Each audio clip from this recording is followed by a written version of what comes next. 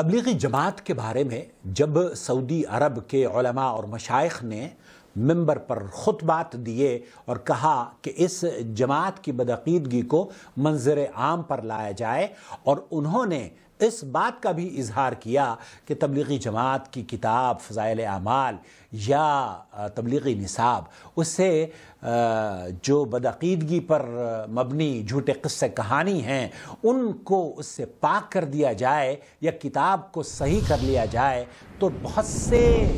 دیوبندی حضرات خاص طور پر یا تبلیغی جماعت کے لوگ بالعموم بہت اعتراض کیا، اور سعودی عرب کی وزارت کو اور حکمرانوں کو اور یہاں کے علماء اور مشائخ کو نہ جانے کن کن القاب اور کن کن الفاظ سے وہ نوازتے ہیں۔ اللہ بہرحال انہیں عقل سلیم عطا فرمائے۔ جو سعودی عرب کے علماء اور مشائخ نے کہا تھا وہی بات آج آپ کی خدمت میں ڈاکٹر اسرار صاحب کے لے کر حاضر ہو رہا ہوں، اس امید پر کہ شاید کاپی رائٹ سے یہ آواز بچ جائے، لیکن منوعاً جس طریقے سے ڈاکٹر صاحب کہہ رہے ہیں میں وہ الفاظ آپ کی خدمت میں دہراتا رہوں گا تاکہ پیغام ڈاکٹر صاحب کا آپ تک پہنچ جائے۔ اس سے قطع نظر کہ ڈاکٹر صاحب سے میں عقیدے کے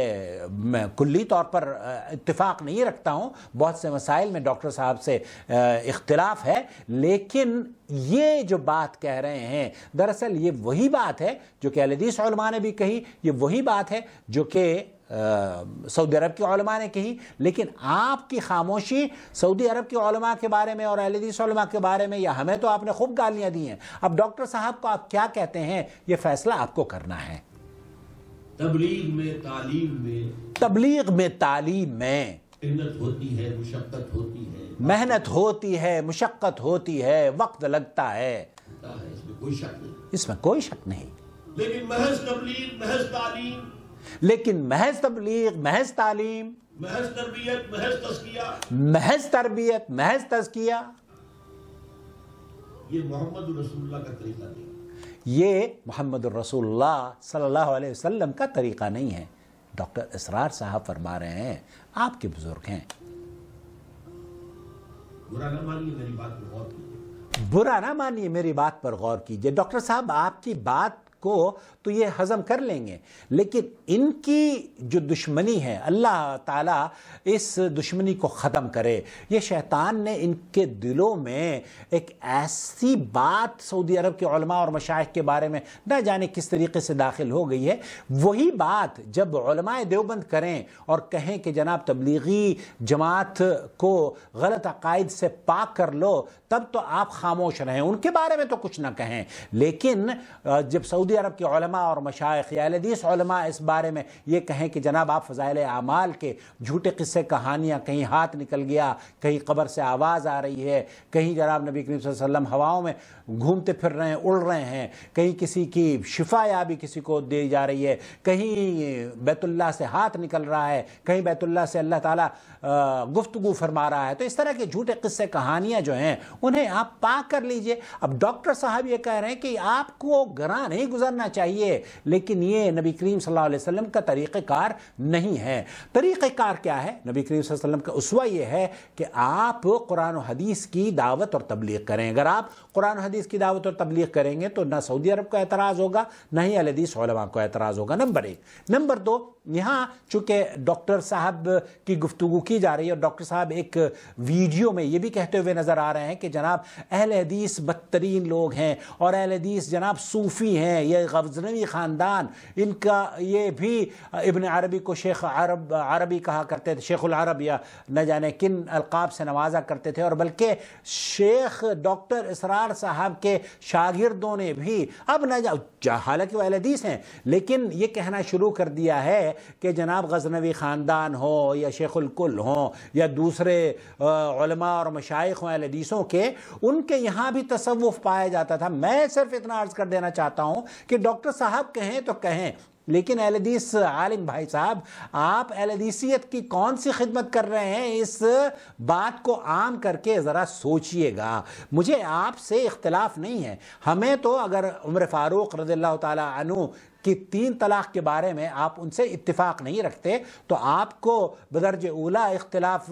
رکھنے کا حق حاصل ہے بعد کے اہل حدیث علماء سے. لیکن یہ کہنا اور اس کو آپ منظر عام پر لے کر آئیں اور کہیں کہ جناب ان اہل حدیثوں کو تو پتہ ہی نہیں ہے. بھائی اہل حدیثوں کو پتہ ہے، لیکن آپ اس طرز پر اہل حدیث علماء اور مشائخ کو ڈاکٹر صاحب کے نقش قدم پر چلتے ہوئے جس طریقے سے ڈاکٹر اسرار صاحب کہہ رہے ہیں کہ جناب غزنوی خاندان جو تھا وہ تصوف کا قائل تھا، اور آپ بھی یہ کہہ رہے ہیں کہ جناب اہل حدیثوں میں بھی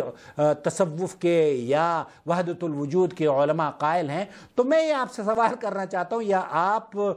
میرے دوست اور جو احباب مجھے دیکھ رہے ہیں سن رہے ہیں، اس طرح کی گفتگو کرنے سے آپ دین کی یا اہل حدیثیت کی یا سلفیت کی کون سی خدمت انجام دے رہے ہیں؟ یہ میرا سوال ہے. میرا جواب یہ ہے کہ ہم تو جب قرآن اور حدیث کی بات آئے گی تو اس کو سر آنکھوں پر قبول کریں گے، اور علامہ احسان الہی ظہیر رحمۃ اللہ علیہ جو الولاء والبراء کا عقیدہ ہم نے علماء سے سیکھا ہے، اللہ رب العالمین سے دعا ہے کہ اللہ تعالیٰ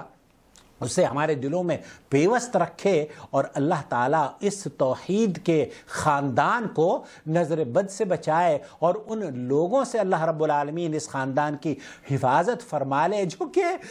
صوفیوں سے بہت زیادہ متاثر ہیں. آمین یا رب العالمین. معاف کیجیے گا اگر آپ کو اس پیغام